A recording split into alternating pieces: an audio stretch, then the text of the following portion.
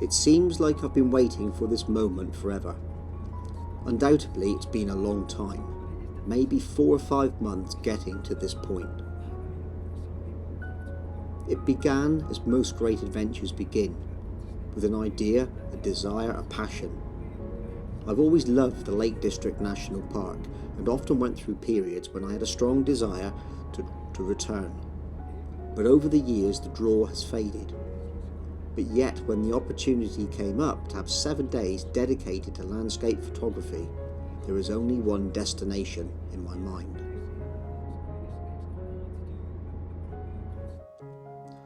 So, wiping off the dust, going through the old maps, finding the old books, the search was on for a suitable location.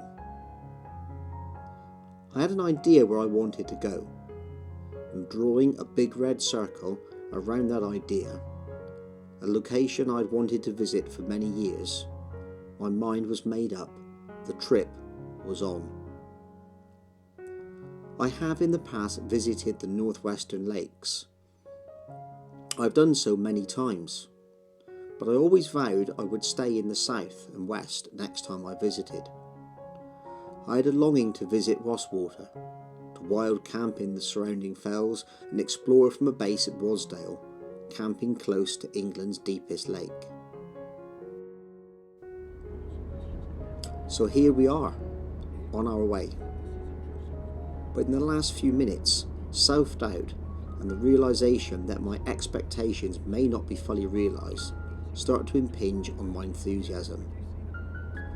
My mood shifts from being upbeat and positive to being rather down and melancholy, influenced by the gradual worsening of the weather.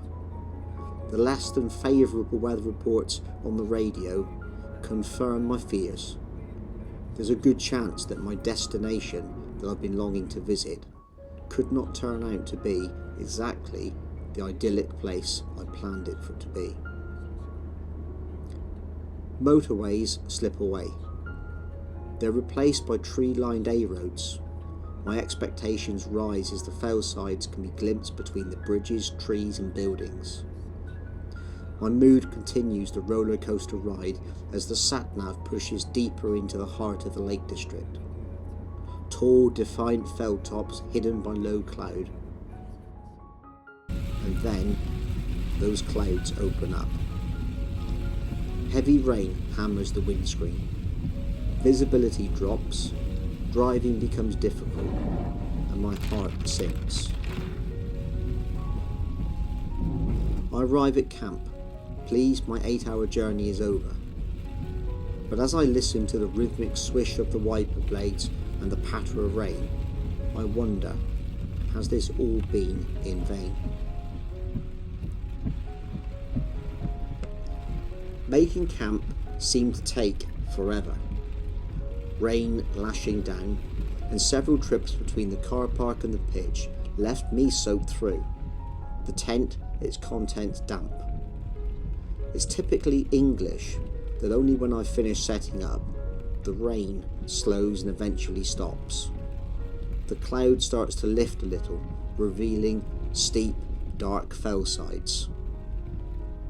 With the lifting of the cloud, there's also a little hope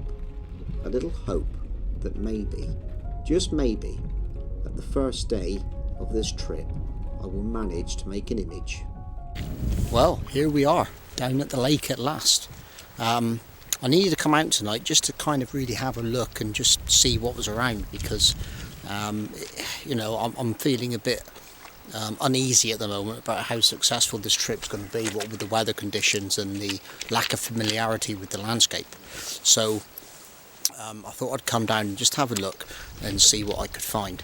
Now the weather conditions aren't really that fantastic, but I just wanted to take something anyway and just have a bit of an explore. So I've got the lake behind me and I've found this old log which will look quite well, which you may have picked up in the picture, I don't know, but with a bit of luck it'll come out and it'll look quite good. Okay, so this is my setup. I've set the camera up on the tripod, I've fitted my remote release as always. I have decided to use a polarizing filter, only really because it is cutting down the reflections on the water a little bit. So if you sort of like turn around, you can see that there's quite a bit of reflection on it. So it is helping a little bit. What I'm also going to do is I'm going to fit a 6-stop neutral density filter. I may even end up using a grey grad, but we'll see how it goes in a minute. We'll try the 6-stop first and just see what happens. Just incidentally, the video is going to be a little bit shaky on the next few videos that I do in the Lake District, because I'm travelling fairly light, or as light as I can. I didn't want to carry 2 tripods, so some of the pictures I'll be in it, some of the pictures I won't, because it just won't be possible. So I'm going to take a few pictures, and if they come out, then you're going to see them on the screen when I eventually edit the images. So I'm not sure if you can see that there beside me or behind me or not, but basically I'm in the middle of doing what's going to be a 1 minute 20 second exposure, so that should hopefully render this water quite full of movement, and if there's any movement left in that sky, I'll hopefully do the same. So what I'm kind of thinking here is we're going to go for a fairly moody black and white picture and just see what happens, and who knows, it's all about the experimentation.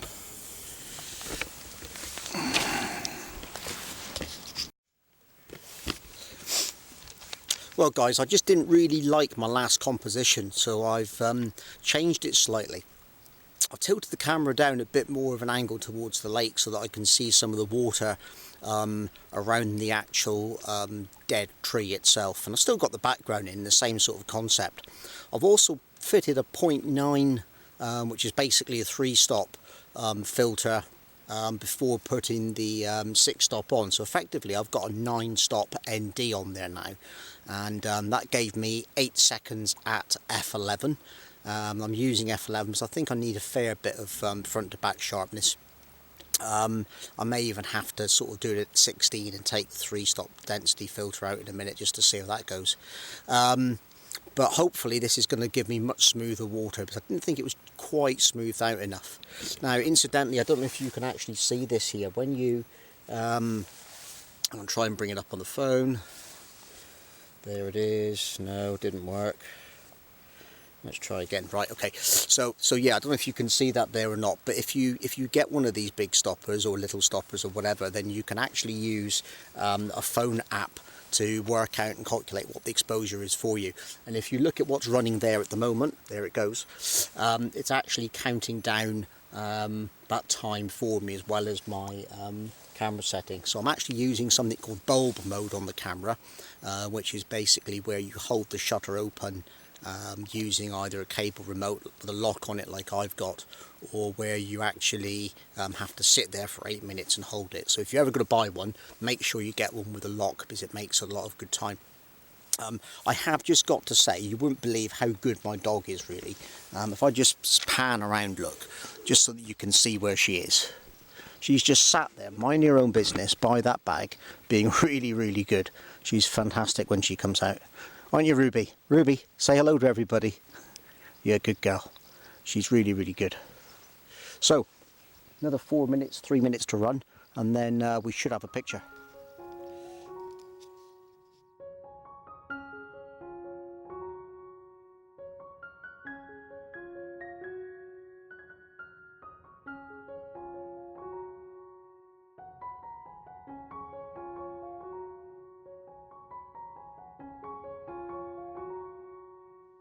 So guys, that's the first image completed from my Lake District series, and with it the first video as well.